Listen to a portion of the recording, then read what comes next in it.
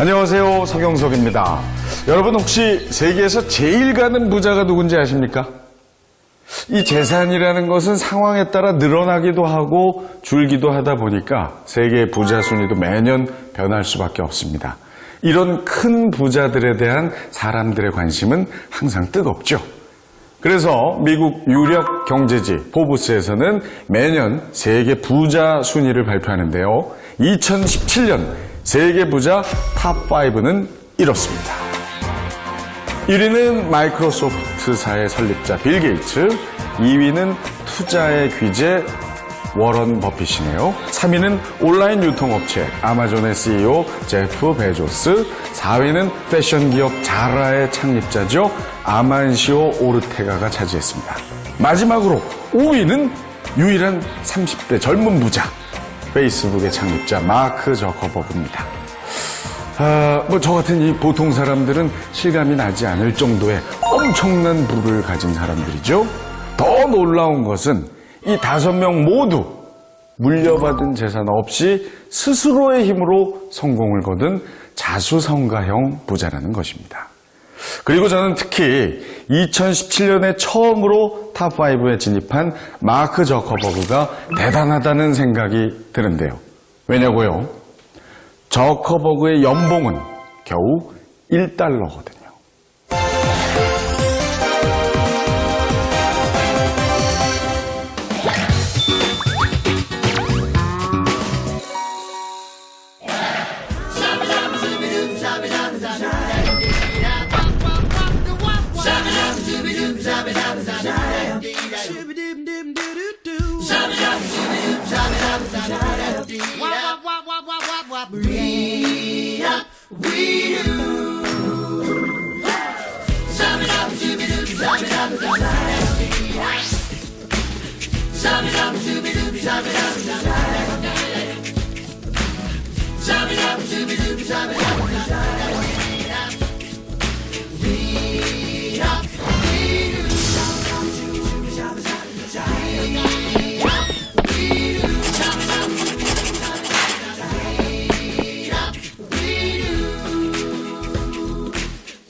스톡옵션, 우리나라 말로는 주식 매수 선택권이라고 합니다.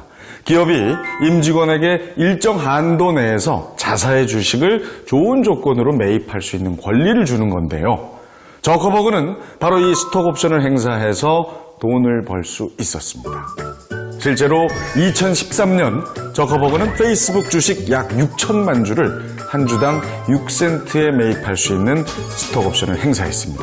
당시 주가가 $55 정도임을 감안하면 약 33억 달러, 우리나라 돈으로는 약 3조 5천억 원의 가치를 얻게 된 거죠.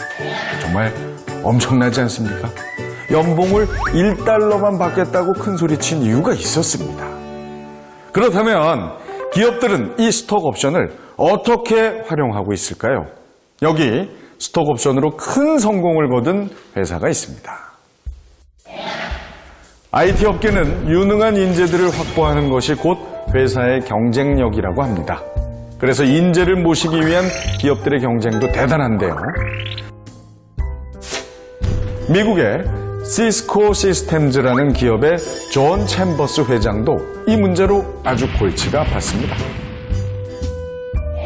좋은 인재들을 다른 회사에서 호시탐탐 노리고 스카웃을 하려고 하니 영 불안해. 직원들을 잡아둘 좋은 방법이 없을까?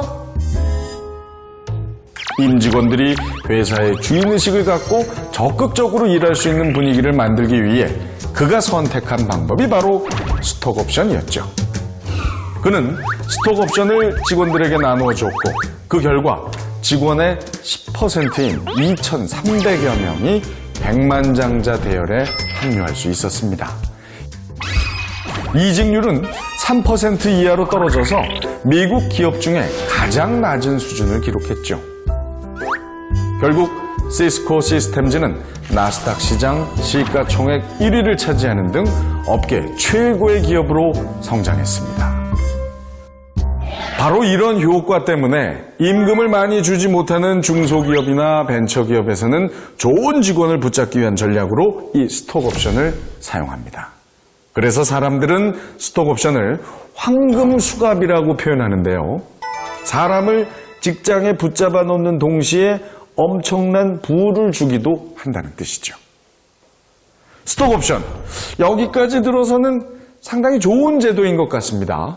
직원 스스로 주인의식을 갖고 열심히 일하고 열심히 일한 만큼 회사도 쑥쑥 성장한다면 말이죠.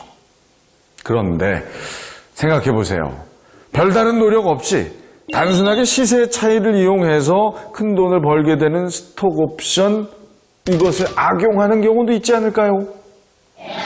2008년 금융위기 당시 100억 달러의 구제 금융을 받아야 할 만큼 위기에 놓였던 골드만삭스. 회사는 어려웠지만 임원들은 오히려 돈잔치를 벌였습니다. 스톡옵션을 행사해 총 20억 3천만 달러, 우리 돈으로 약 2조 2,200억 원을 받은 것이죠. 세계 경제 위기를 초래한 기업의 임원들이 스톡옵션을 반납하지 못할 망정 천문학적인 보너스 잔치를 벌였으니 엄청난 비난이 쏟아진 건 말할 것도 없겠죠. 이외에도 회사의 장기적인 성장보다는 당장 주가를 올리는 것에만 급급하게 될 수 있다는 것도 스톡옵션의 부정적인 측면입니다.